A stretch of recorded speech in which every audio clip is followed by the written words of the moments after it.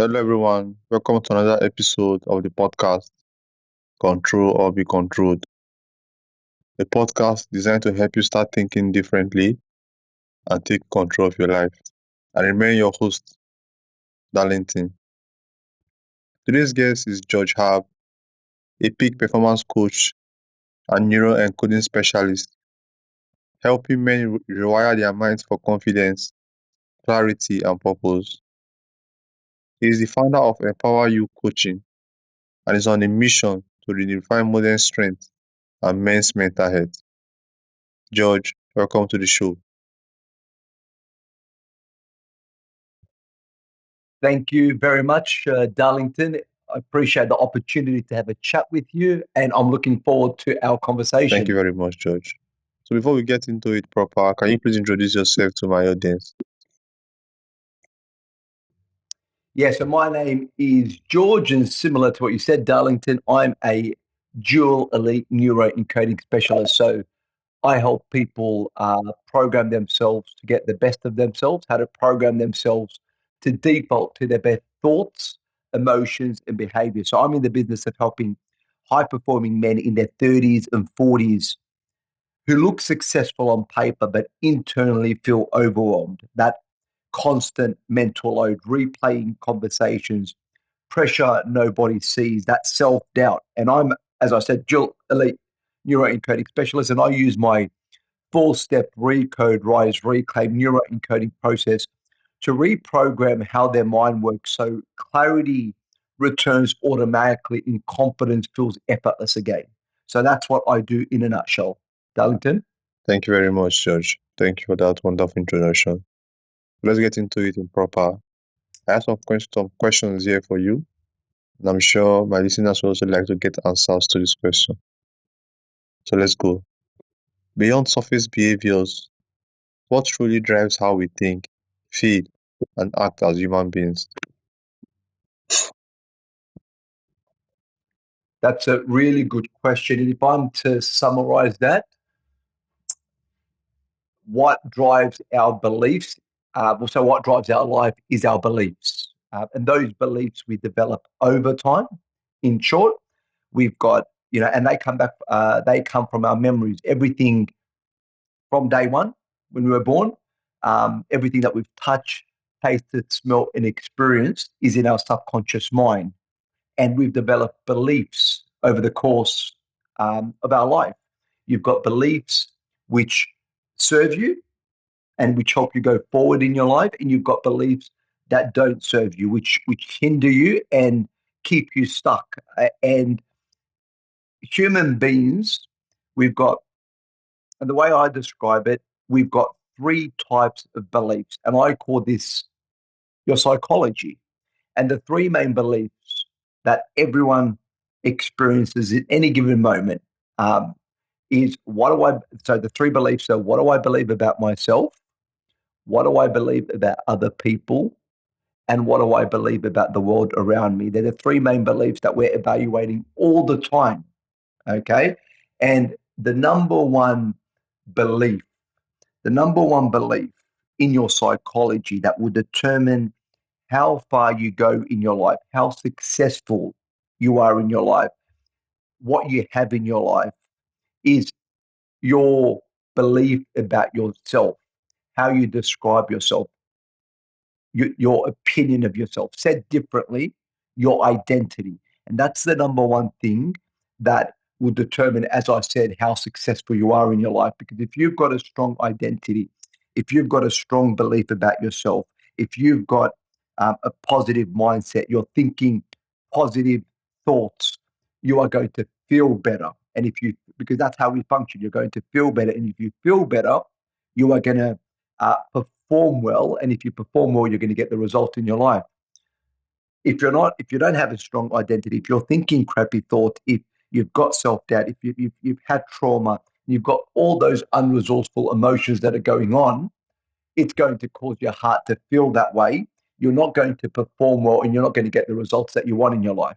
So that, in a nutshell, is what drives human behavior. The beliefs that you have about yourself, as I said. Thank you very much, George. Thank you for that. So, how do psychology and identity shape the way we become over time?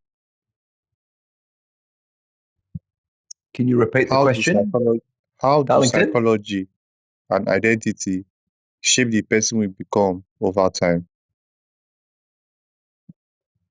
Well, it shapes the person you become because, as I said, if you've got a strong so over time you form beliefs and you form a belief about yourself. And if you've got a strong opinion of yourself and you've got a strong identity, that is going to help you move further and faster in life. It's going to help you achieve the success that you want in your life. It's going to, but if you're on the flip side, if you've got a low opinion of yourself, you're not going to achieve the success that you want in your life. And when I work with people, one of the things that I find is that most people recognize they don't have a strong opinion of themselves, and that's one of the key things that I work on when I'm working with clients. I'm identifying those unresourceful thoughts, emotions, and behaviors that hold people back, that keep them stuck, that hinder them from achieving the things that they want in their life.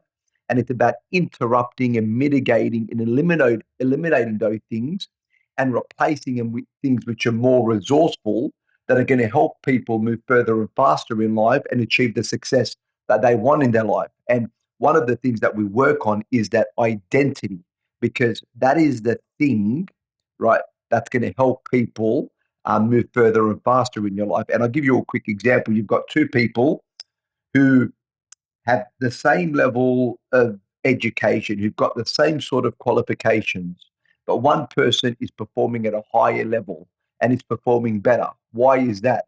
Because that they've got that both people have the strategy, they both have the capability, but one's performing better because they've got a stronger identity and a stronger belief about themselves. And that's the fundamental principle of the work that I do. It's helping people reduce those things and eliminate those things that are stopping them, that are driving the behavior, those limiting beliefs, that self-doubt, that procrastination, all those things is what we need to mitigate, because that is the key to lasting change. Identifying what those are, mitigating those things, and replacing them with things that are more resourceful, with better beliefs about yourself, with better habits, all those sorts of things. And that's when life changes, because if you can control the mind and you can have a strong identity in your thinking positive, and you're optimistic and you've got a positive an abundant mindset, mechanically, as I said, you're going to feel better, right? It's think, feel, do, have. So if you think positive, you're going to feel better. If you feel better, you're going to take more action. You're going to perform better in life.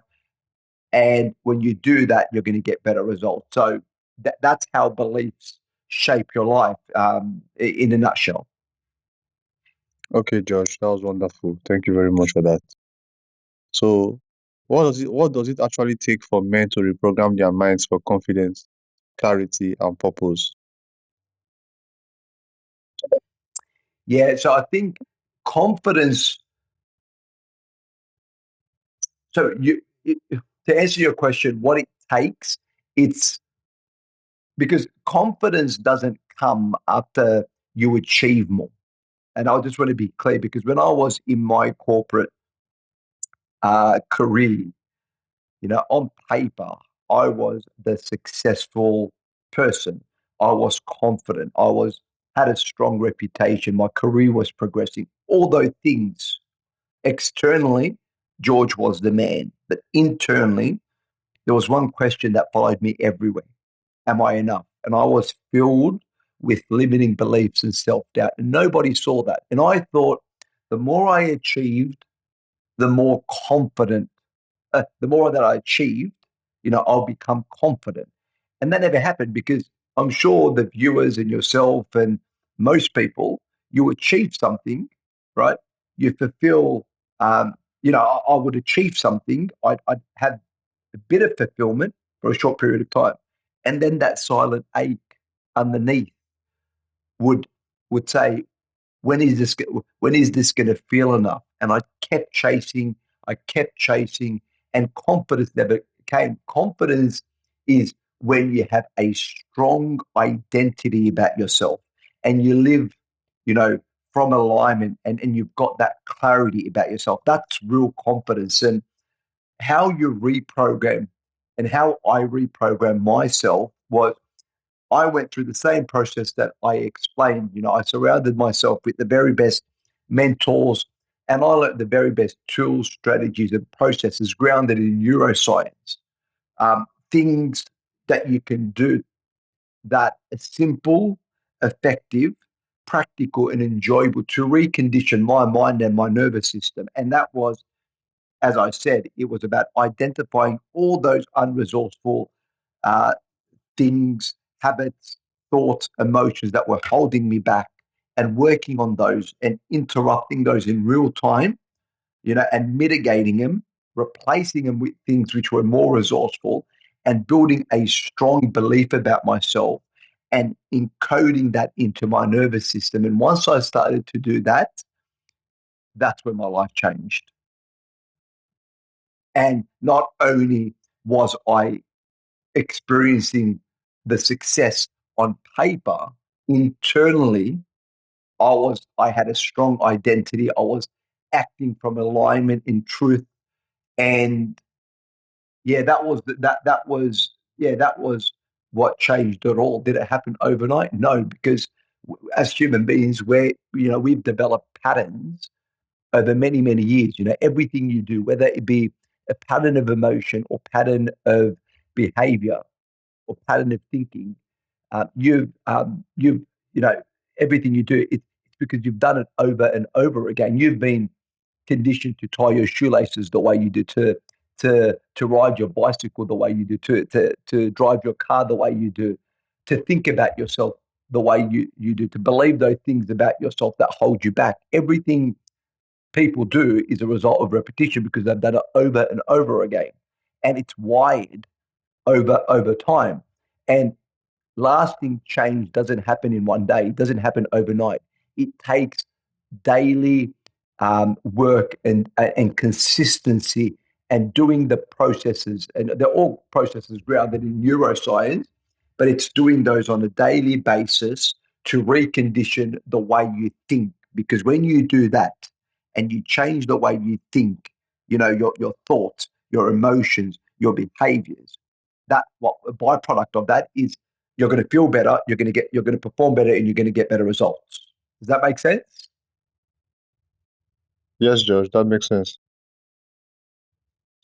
So, what are the most common negative or self-sabotaging thought patterns that you see, and how can they be broken? One of the key ones is self doubt, and that is basically a fear response. And self doubt, when you've got that self doubt, what it results in procrastination and hesitation. Right, it keeps people stuck. It keeps people from picking up the phone and making the phone call, or going up to the attractive person, or applying for the job, or performing well in an interview, because that self doubt is the thing that holds people back. And as I said, it results in procrastination, hesitation, and all that is, in a nutshell, and to keep it very simple, is it is just a fear. Some things that have happened in the past, you know, um, it could be a significant emotional event. It could be trauma. It could be whatever. And you can be aware of it, or you can not be aware of it. It can be in your unconscious mind, right? And it's a fear response, and you've attached it to your present identity, right? And you're projecting it to the future. And when something comes up, that self-doubt creeps in, right? And it stops people from achieving the things that they want in their life. So that's one of the key things. And um, yeah, there's a number of different things, but that is one of the key things. That self-doubt, that imposter syndrome, that fear of rejection, they're all those things that hold people back in their life. Thank you. So, how can someone train their mind to become more resilient, positive, and emotionally grounded? One of the critical ways is positive self-talk. And most people Darlington, talk negatively about themselves. Your voice is the greatest command.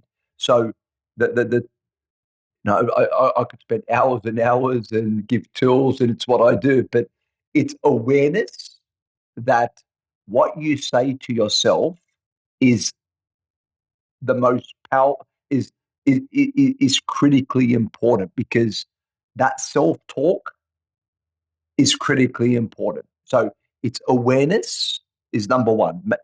Being aware of it is the first step to leadership. Number two is taking action to change it. And it's identifying those things that are unresourceful, those thoughts, emotions.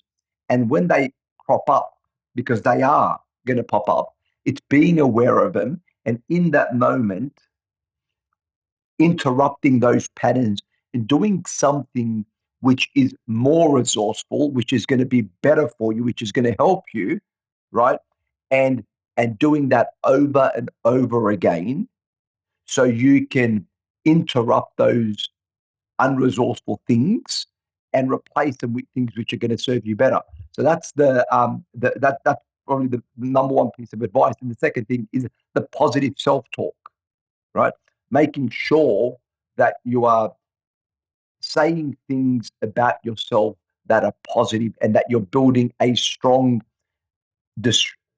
opinion of yourself, how you describe yourself. And that comes through repetition. And that's the fundamental principles of how I work with clients. And we use specific tools, strategies, and processes.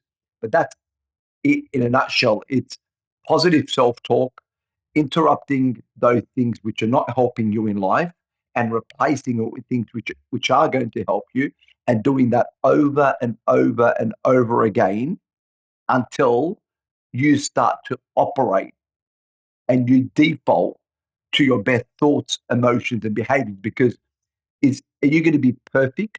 No, no one's perfect. Everyone stresses, everyone gets fearful.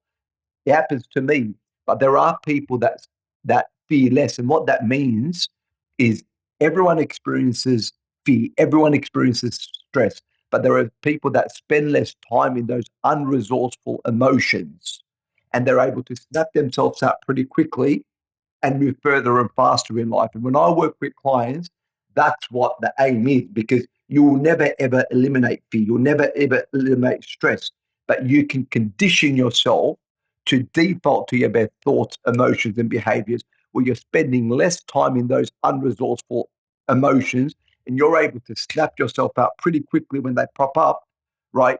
And put yourself into a resourceful state, so you can keep moving in life further and faster. Okay, George, that's wonderful. Thank you. You talk about vulnerability as strength. Why is that especially important for men and modern leadership?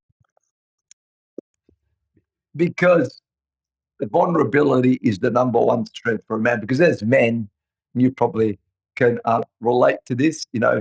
Um, there's that silent pressure, that pressure to provide, the pressure to lead, the pressure not to show, to not be vulnerable, to not show weakness, and that kind of that internal pressure is the thing that breaks men. And the number one thing, as men, we're human. Like, we're human, and we go through challenges, and we go through emotional challenges. The number one power for a man is being able to speak up, to share what's on their mind, to like to be able to speak to people and just really open. And if you're struggling, being comfortable to seek support, because that's power. That's leadership. Leadership is, if you're going through a tough time, leaders grow, learn, and grow every single day. They're not perfect, right? They make mistakes, they learn from those mistakes, and they get better and they grow. And it happens through challenge. And men, it's the same.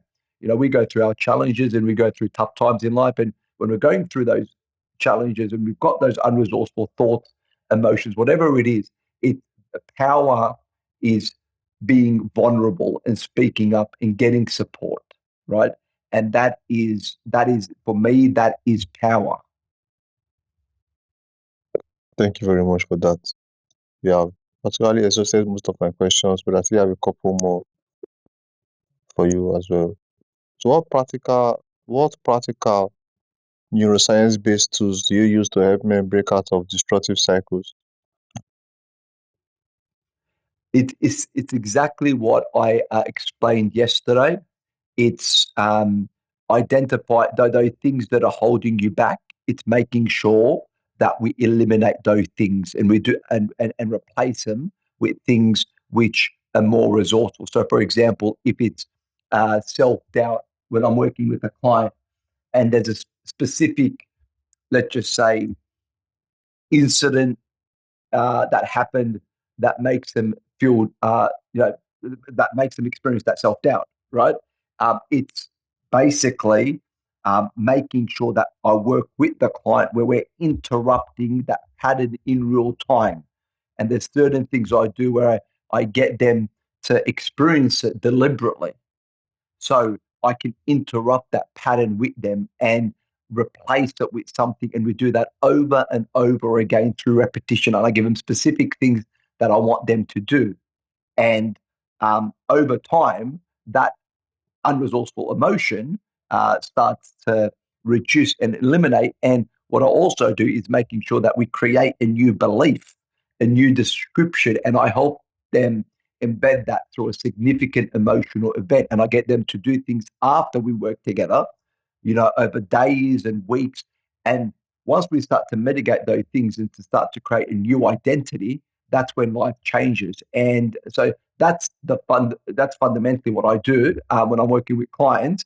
And there's different strategies around that, and it's all around the positive self-talk and making sure that they love themselves and they're talking highly about themselves, because most people don't do that. And when you're not doing that, right, you're releasing, there's science behind it. You're releasing all those really bad chemicals into your body, those cortisol, that adrenaline, and all of those sorts of things. And when you're feeling like that, you're going to feel crappy. You're not going to perform, right? So it's making sure that they're filling themselves with positive self-talk. When they get up in the morning, they're looking themselves in the mirror, right? And they're telling themselves that they love themselves and they're celebrating it. And they're doing that over and over again, because that's how you bed new beliefs. And it's the simple things. And when I work with clients, one of the things that I really focus on and I really pride myself on, and why I think I'm the best at what I do, and I don't say that from a place of ego, is because when you give people simple things to learn and simple things to do, they'll do those things. If you give them things which are complex, or you give them complex knowledge, people zone out. Just thank you for breaking down what it really takes to build confidence, purpose, and mental resilience from the inside out. Thank you very much. Thank you very much, George. To everyone listening right now, real strength isn't about what you hide, it's about what you are willing to face, rewire, and take control of. Until next time, see you again on another episode. Take control or be controlled. Bye, guys.